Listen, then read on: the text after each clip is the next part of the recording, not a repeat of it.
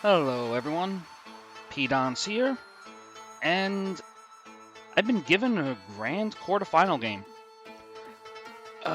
Thanks to Ryder's win the Alola Championship last time, he advanced to the UGA Grand Finals tournament for a second year in a row, and I get to bring you one of his games.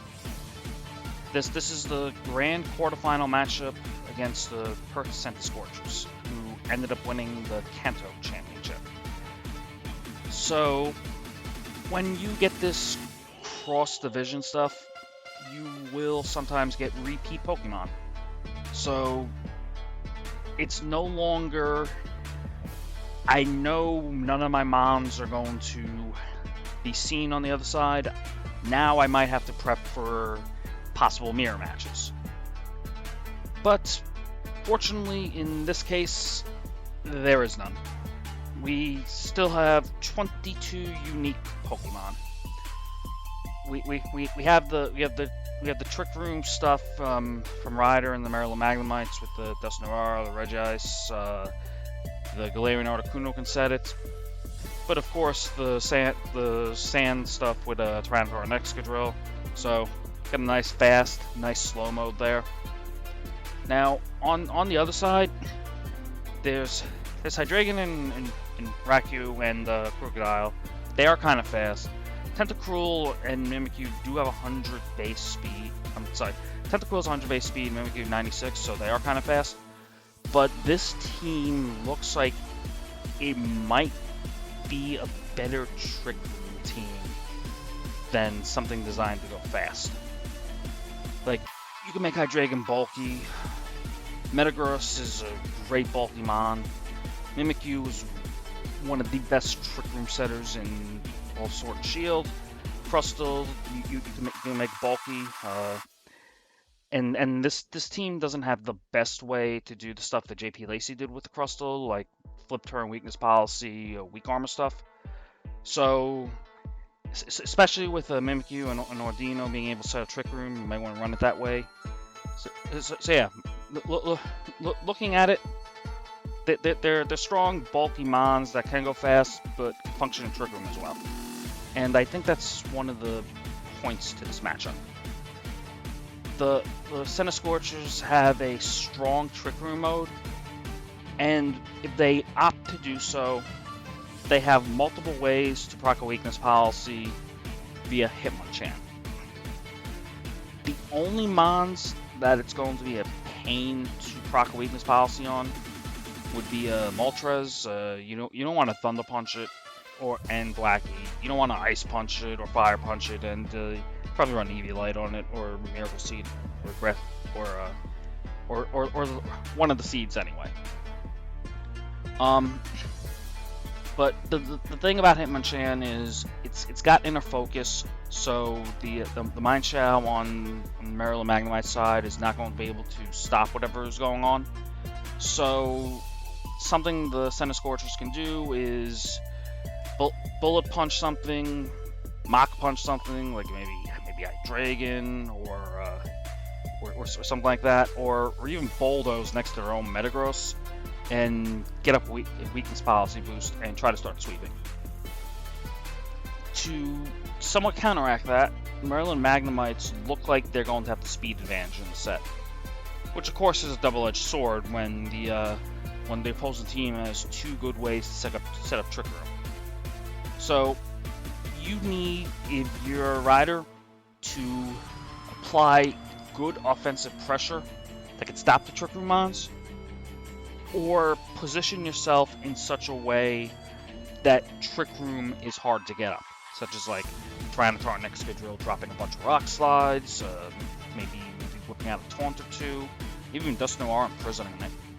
So managing Trick Room looks like it's going to be somewhat important for Maryland Magnemites. Now, in particular, the Metagross that the Centiskorchers have, it looks pretty effective into the Maryland Magnemites. Yes, Excadrill can max Quake it, Volcarona can go for fire type attack, potentially burn it with the Flame Body or a Will-O-Wisp. But on its surface, a lot of the main offensive weapons for the Maryland Magnemites, Tyranitar, Primarina, Volcarona, Regice, like, Metagross has ways to hit them super effectively. And this team also has ways to easily either proc the policy itself or be bulky enough to take the hit and allow Ryder to proc the policy or the Metagross. So it appears that one of the biggest keys of this match is going to be Metagross. If it gets going, this is going to be in favor of the Perth Centiskorchers. If something like Volcarona and Excadrill are able to handle the Metagross, then this probably swings in the favor of the Maryland Magnemites. I think on paper, the overall matchup is pretty close. I see ways that both teams can take care of each other, but I also feel like the Centiskorchers have one big effective thing that can be stopped with good game planning, while the Maryland Magnemites have a few more tools into the Centiskorchers that look like they will be a little bit harder to stop than the Metagross if both teams play to their potential. So I feel like the matchup probably tilts slightly into Ryder's favor. But, I mean, these are two teams that have overcome a lot to get here. And you cannot rule out anyone who's won a division and is 3 games away from winning the Grand Championship of UGA. So, with that, this set's going to be post-commentated. I'm going to, once again, take the role as like a third-party observer, just like watching the game and kind of post-commentating it that way. So I guess it's semi-live, but yeah, it's not like I'm playing the game, so I don't know exactly what's going on in the heads of the two players. So yeah, and once again, special thanks to Ryder for providing me with the match to commentate. So let's jump into this grand quarterfinal. Alright, we are back, and it looks like Ryder is ready to go. And let's see what these two brought.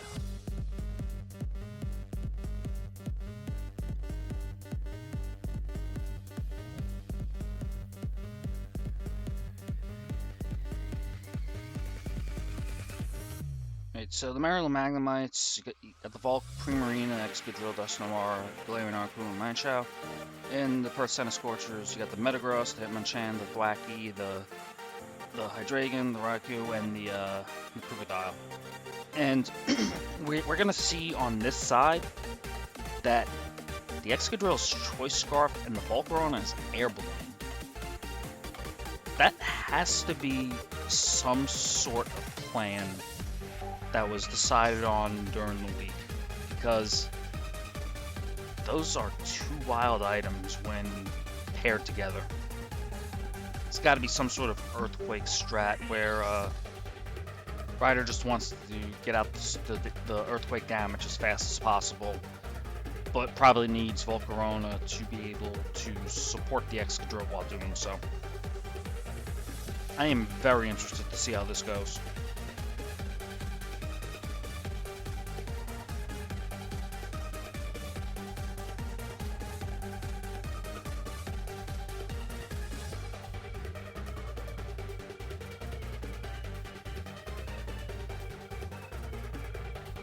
And we do see the Hydreigon and Hitmonchan.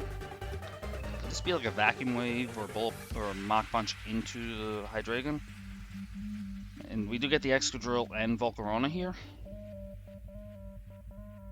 Alright, so the Air Balloon is revealed, which is definitely interesting. I wonder what's going through Jaden's head as that appears. But it looks like we're going to see the Bulldoze for speed control. And then by doing that, like, The Mold Breaker ignores the Hydreigon's Levitate, which means that the Bulldoze will hit it and make sure Volcarona outspeeds it, and if there's a sash there because of, say, Primarina or something, then that will be broken as well. And we are going to see the Volcarona Dynamax here, which, like, that max Flutterby is going to be doing a lot of damage. But this also shows that the Volcarona is probably bulky, because the Hydreigon is Dynamaxing first, and Volcarona does have a higher base speed stat than Hydreigon.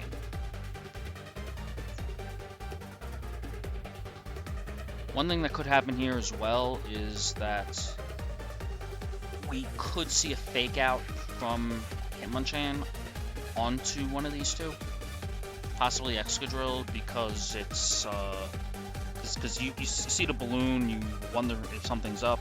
Excadrill probably does okay damage to Hydreigon anyway. And we are going to see a fake out, which actually does go into the Volcarona and pop the balloon. So this is not going to give Ryder the speed control he wants, but it is going to potentially break a sash on Hydreigon if one was there. This does mean Hydreigon gets the max Quake off into the Excadrill and just one-shots it. So the only thing Excadrill contributed to this set was a Bulldoze that hit the Volcarona anyway. Tough mon to lose for Ryder that early, but the max Flutterby is going to come out and do some reasonable damage even with the +1 in special defense. They'll also get a special attack drop on the Hydreigon, so Volcarona's not going to be taking as much damage. You see the Dusknoir and Primarina in the back. I think I like the Dusknoir coming in here. Potentially set up a Trick Room for a late game Primarina sweep. And we are going to see a Roselli berry on the Hydreigon, meaning in the right spot, the Hydreigon will be able to take that Moonblast from Primarina. Ally Switch, once again, like from last week, gets Pseudo Redirection due to it, and Ryder can use that to protect the Volcarona. We've also got some decent chip damage that can come out with Nightshade.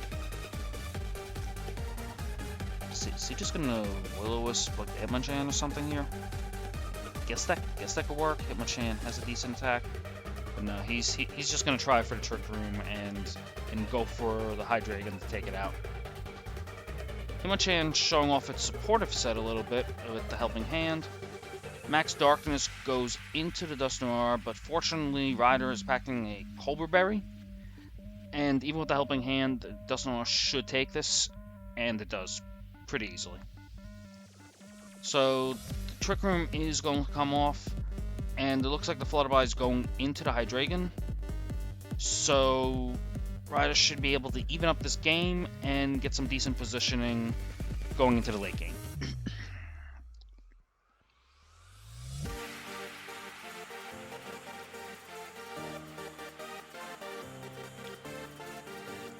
So Dynamax is down on that side, and we see the Trick Room go up.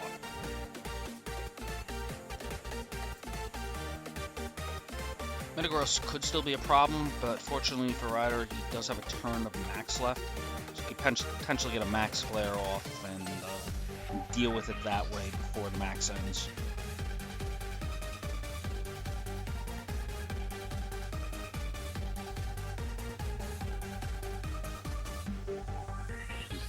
It's gonna be Raikou. So there's another school of thought there. If Metagross is the last one in the back, this does waste the max for the Maryland Magnemites. So the Metagross is just coming in on like Heat Waves or Fiery Dances or whatever the fire attack was. The APP, probably Heat Wave. So that's not a bad idea. As we do see the Helping Hand again, Hitmonchan's probably not getting much else done, especially with Trick Room up, and a Max and a Ghost on the field. Get the chip damage off from the Raku, and then you get the Max Flutterby coming out. That should KO it, and it does.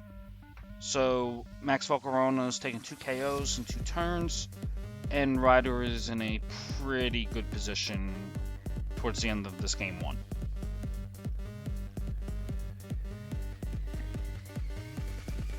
And it actually is Thwacky. So Metagross was left behind here. Which, I mean, Excadrill and Volcarona are the 2 best ways to deal with it. But if you are able to deal with them, and Metagross has moves that can help itself deal with Excadrill and Volcarona as well. So if you're able to deal with them, Metagross does very well here.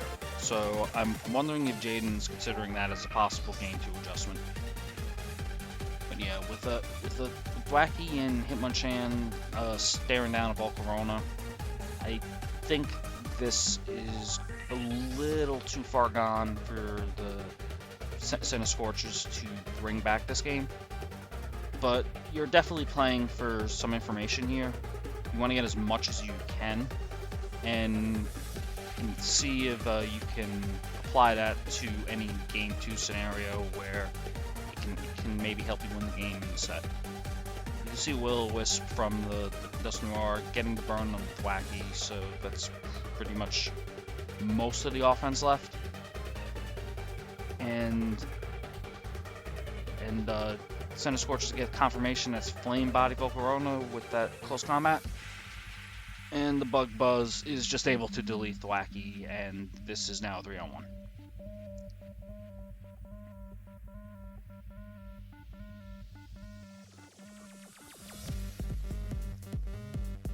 You've basically revealed most of the stuff Hitmonchan can do.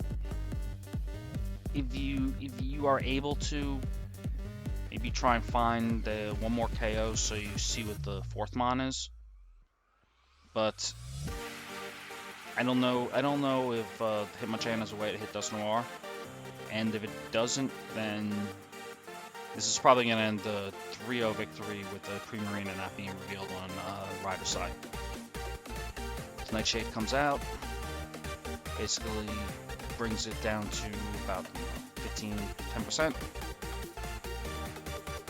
Showing the close combat there makes me believe there's probably no other attack besides close combat on Hitmonchan. Well, that could hit Dusknoir anyway. And one more Nightshade will end this game.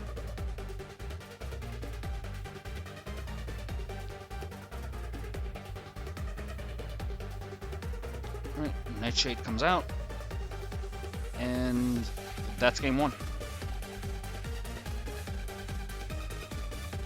You have to consider possible adjustments on both sides. Basically, the Volcarona worked well, but the air balloon trick with the Excadrill was stopped in its tracks. On the other side, Metagross did not show up at all. You have to find a way to deal with the Volcarona and the Excadrill, but if you are able to do so, then Metagross is pretty effective. And I think there are tools on that side, especially with Hydreigon and the Crocodile, to potentially get that done.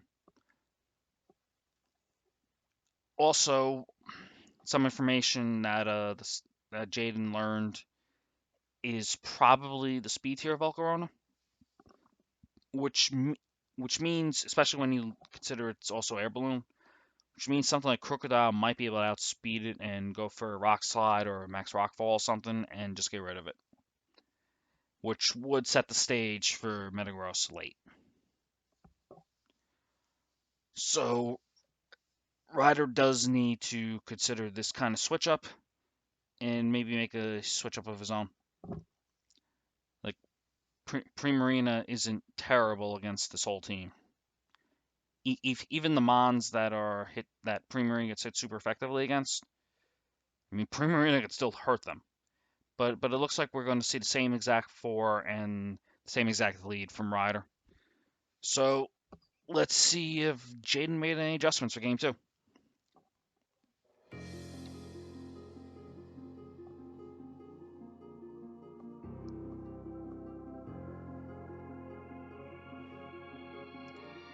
We are seeing Crocodile and Thwacky.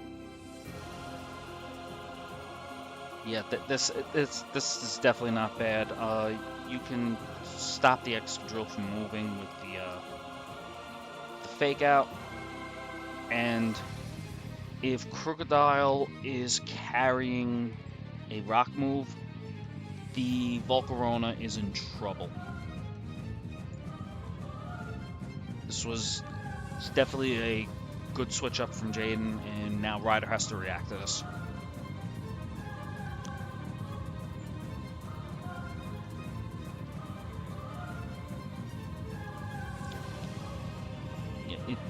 Getting the Bulldoze combo off, even with the damage reduced from grassy terrain, could still work here, but it's very risky. You just take a fake out or a grassy glide into Volcarona for whatever reason, and there goes the balloon.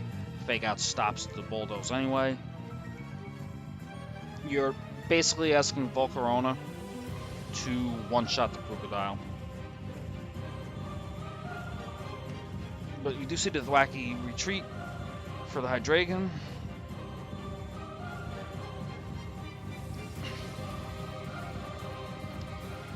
And it looks like Crocodile's maxing.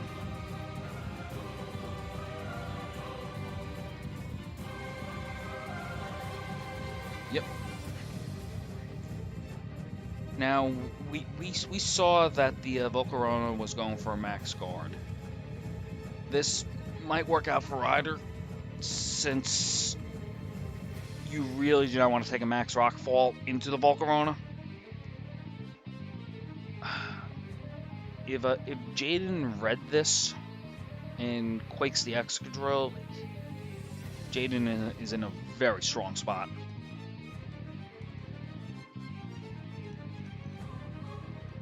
Yeah, but even with a max rock fall into the Volcarona slot, it's still offensive pressure.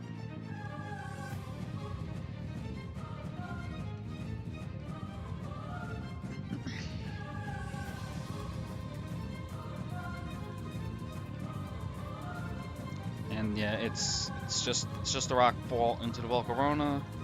It's a good play by Ryder. Volcarona should be faster than both of them now, but with Excadrill doing basically no damage, I would probably try to get it out of there. Like, the positioning right now indicates that this is probably going to be a faster game, and well, speed-wise.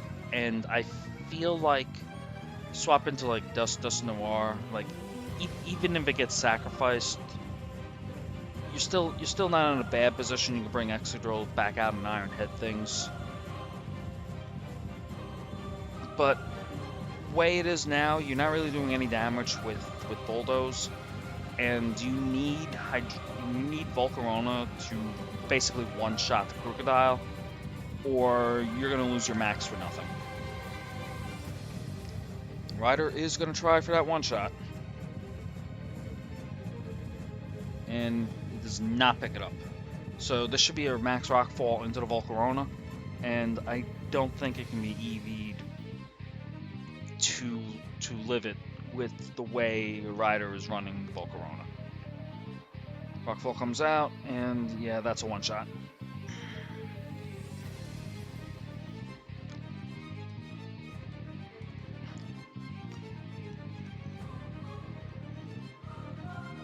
This also forces Ryder to bring in either a Dust Noir that can be doubled up by 2 Dark types, or a Primarina that does not want to take this kind of damage from these 2 mons. Like, yeah, it's gonna resist Hydreigon a bunch, but the Crocodile is still gonna do a lot of damage to it. If Ryder swapped out the Scarf Excadrill there for Dust Noir, I think he'd be in a better spot. I'm not entirely sure if Ironhead would finish off the Crocodile, but it would at least be in play, I think.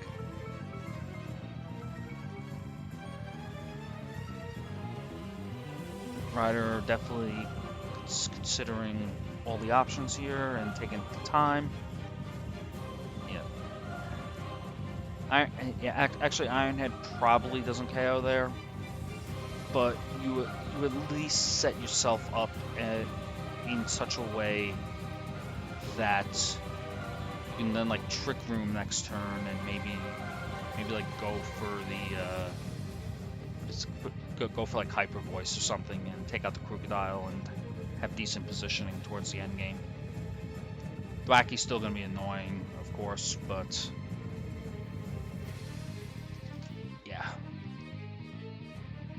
All right, so we are seeing the Excadrill about to withdraw here. And the burn into Crocodile, especially knowing that Salt Vest is a good idea.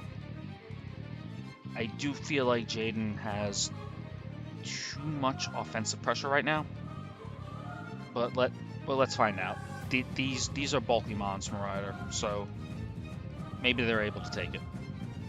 Dark Pulse goes in, Dust Noir doesn't really do that much due to Colbur Berry, but there was going to be follow-up Max Darkness, and yeah, that takes out the Dust Noir that lost its ability to protect itself from dark type attacks with the Colbur Berry. So the Crocodile Max is really causing Ryder problems this game, and it's not over yet. Especially because you have a Scarf Excadrill, you can start dropping rocks, maybe get some flinches.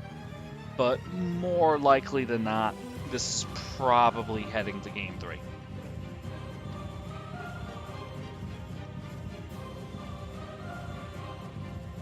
As we do see the Crocodile's max end, so it and the Hydreigon can be flinched again. One big problem that Ryder might have if he goes for the flinch game is that the Thwacky is in the back, so come and fake out the Excadrill and possibly kill that way before flinches go off.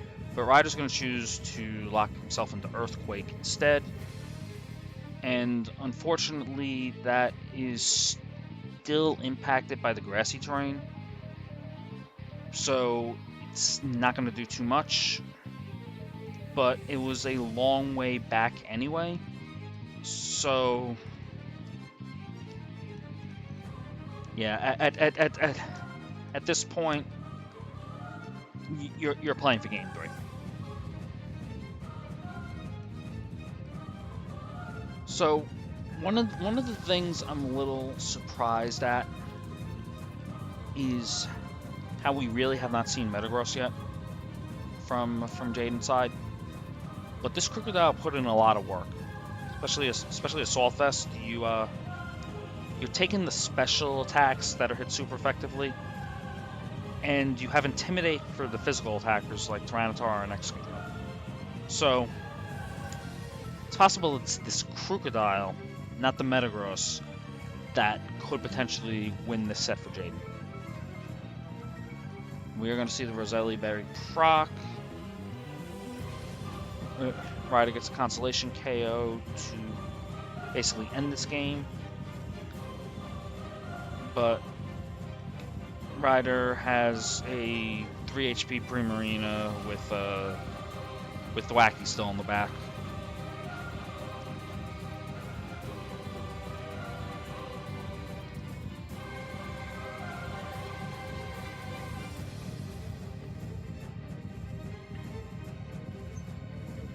And the Thwacky does come out.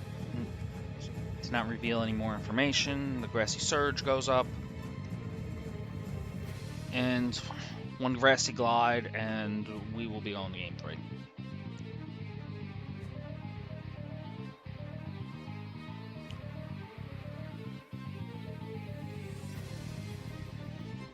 Grassy Glide does come out, and that'll be that. Series tied 1-1.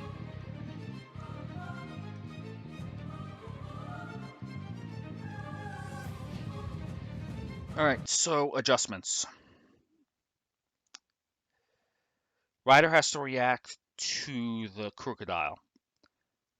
It's bulky, it's got a salt vest, it's got intimidate. What do you do? Volcarona is one thing. Maybe you go Articuno here. Oh, and he's going for it. I imagine the Articuno is there to try to call out the crocodile again.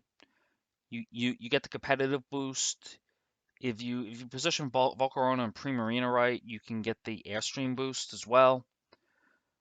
I think Articuno still has a hard time hitting 4 of these mons, like, pretty effectively. Like, Articuno doesn't want to deal with a Crocodile, doesn't want to deal with Hydreigon, it doesn't want to deal with Metagross, doesn't want to deal with Raikou either. But if you get boosted Airstreams, or you even set up the Volcarona or the Primarina, then you should be sitting pretty. Like, Jaden doesn't have Trick Room, and unless the Hydreigon is hiding something, I don't think Jaden has Airstream either. So this Articuno switch up is very risky, but it might be the tool to get Ryder to the UGA semifinals. We do see the same lead in game 2, so Ryder is going to get the competitive boost on Articuno. Ryder is also going to have a Mon that cannot be faked out in the Dusknoir, and Articuno is sitting pretty, waiting to Dynamax here. Depending on the speed stats of the Crocodile and the Dusknoir, there is the possibility that Articuno can go for max Airstream here and get Dusknoir fast enough to Will-O-Wisp the Crocodile before the max Darkness goes off. And if that's the case, that would be huge, because the Will-O-Wisp will basically guarantee that Articuno survives a max Darkness, and because of competitive, Articuno's special attack will go up another 2 stages. So this is a dangerous situation for both players here. A lot of damage, I think, is coming out this turn, and it's a matter of who does what damage to whom. We do see the Crocodile Dynamaxing first, so that means that Articuno will not get the Airstream boost off to help Dusknoir outspeed the Crocodile. So that is a pretty big advantage to Jaden right now. But depending on how this Articuno is trained, maybe it takes the max Darkness well enough, heals back enough with the Citrus Berry to keep up the offensive pressure. So we do see the Grassy Glide go into the Dusknoir,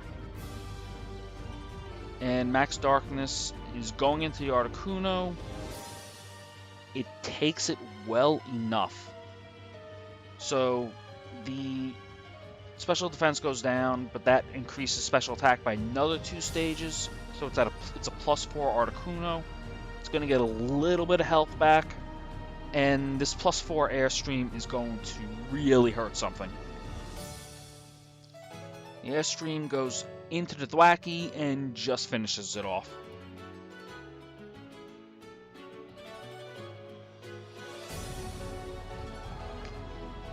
Will this Will-O-Wisp hit? Yes, it does. And Ryder is in a very strong position now. Jaden has to figure out how to get rid of this Articuno before it sweeps the whole team. Can Jaden do it?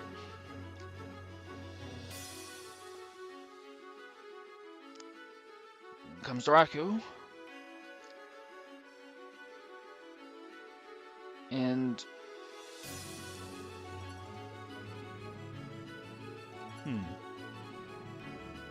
you attack the Raikou here or the Crocodile?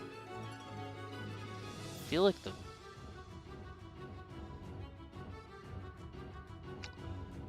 This is a safe turn. You can do that with the you can attack the Raikou and set up for the Crocodile later, because Ally Switch has not been revealed yet, and the first time showing Ally Switch is essentially redirection. And here it comes.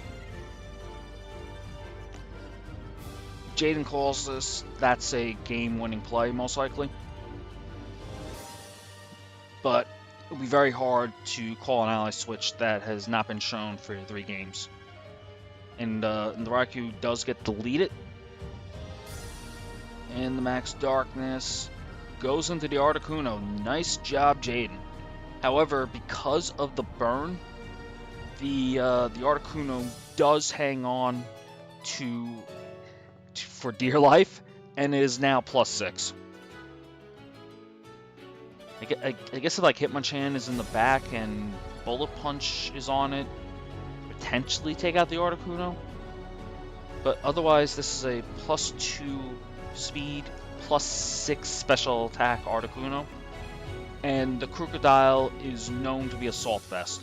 So even with that kind of defense, Ryder has a Pokemon that he knows cannot protect, and is ready to feed it a +6 Airstream. I don't think Assault Vest Crocodile, even Dynamax, takes that. If it does, it's still potentially game-winning, but this Articuno is set up to be a massive beast. And the Airstream goes into the Crocodile, and yeah, a Dynamax Assault Vest Crocodile gets deleted by a +6 Max Airstream from Articuno. Dark Pulse comes out and finally takes care of Articuno, but the Dynamax cleaned up 3 KOs in 3 turns. Primarina is in the back. That should probably be game, especially with Trick Room going up.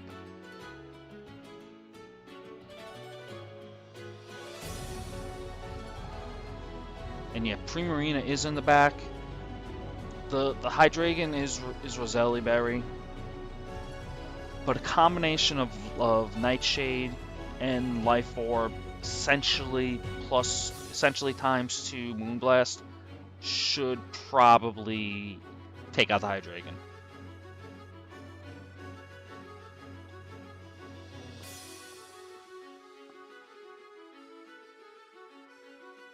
And the Preem is for Moonblast. And yeah, even with the Roselli Berry, it's a one-shot. And that's going to do it. Ryder and the Maryland Magnemites are going back to the UGA semifinals. And both sides had great adjustments. So that was an entertaining set to watch. Alright, so we are back. And that was a pretty cool set. The Maryland Magnemites were able to clutch it out over the Perth Centiskorchers 2-1. One of the things I pointed out that I thought would be key for the Perth Centiskorchers was Metagross. And the way Ryder designed the team and played it, did a good enough job in applying enough pressure in team preview to force Metagross out of the 4 for each game. The adjustment involved the dark types, Hydreigon and Crocodile. There were some shaky spots, a little bit game 1, definitely a lot game 2, but overall, the Magnemites also did a good job in adjusting for the dark type maxes after the team preview forced Metagross out. One of the things too was that Ryder game planned to give Excadrill the ability to get Volcarona a speed boost, or a speed advantage, by going Choice Scarf, Bulldoze, in combination with Volcarona holding an air balloon to avoid the Bulldoze and get speed control.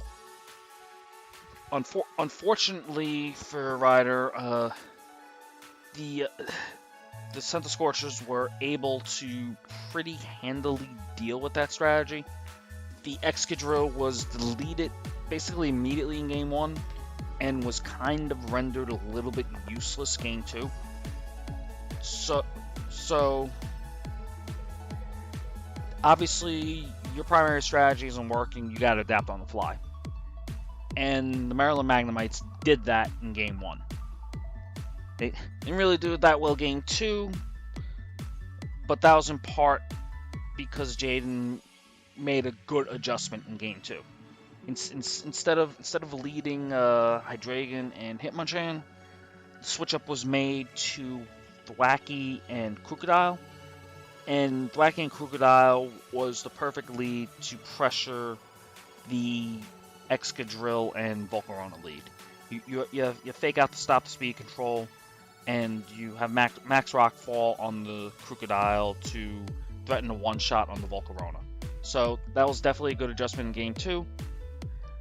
But Ryder then made an equally good adjustment in Game 3 by calling that lead would be repeated and then getting a competitive boost on Galarian Articuno as a result. With a combination of the Will-O-Wisp burn from the Dust Noir onto the Crocodile, the bulk while Dynamaxing, plus the Citrus Berry, Articuno had just enough to take out 3 Mons and basically hand Game 3 and the set to Ryder, which was a microcosm of the overall set. There were a lot of instances where the Perth Centiskorchers were pressuring the Maryland Magnemites, but when you look at Game 1 and in Game 3, the Maryland Magnemites had just enough bulk and just enough speed control at the optimal times to do what was needed to win the set. This was a close set that could have gone either way, and in part because of some of the ways these Mons were trained, some of the calls Ryder made in response to what Jaden was showing, the Maryland Magnemites were able to clutch out this 2-1 victory. And by doing so, Ryder gets a rematch against Tay in the semifinals. Now, for like the past 2-3 videos, I had commented that Ryder is seeking his one more win. That win was denied to him in the UGA Season 2 Grand Finals by Tay. So, they've come all this way, both of them, to meet each other once again in the Grand Championship. And it will be interesting to see if Tay is going to get another shot to defend his title, or if Ryder can avenge the loss from last season and put himself in a position to try to win the UGA Grand Championship. Now, as for me, well, I'm probably done this season. I want to thank everyone for watching. I don't know if I'm getting any more sets, because Tay can record, and Otto, who has already been confirmed as a grand finalist, can also record. So this might be it for me. However, we are starting up NPA again. The Snowbell Blizzards, my team in this league, in UGA, they were originally designed as an NPA team, which is one of the oldest player draft leagues in all of VGC. And I will be managing there with my management team of Jean-Marc, Temple, and Tam Tam for the 4th consecutive season, and I am definitely looking forward to it. But yeah, it's a very competitive league, and we tend to have a lot of good players sign up. including content creators that you might know, including Joe UX9, Adi, Paul Chua, and Jamie Boyd. But you have till February 4th to sign up. I'm gonna leave a link to the sign-ups in the description, and feel free to check it out. And yeah, I am looking forward to Season 4 in this league, and I definitely will be back. I'm looking forward to it, and I want to thank Ryder again for giving me this video to work on. Wish him the best luck in the semis versus Tay, and yeah, thanks for watching, everyone. See you next season.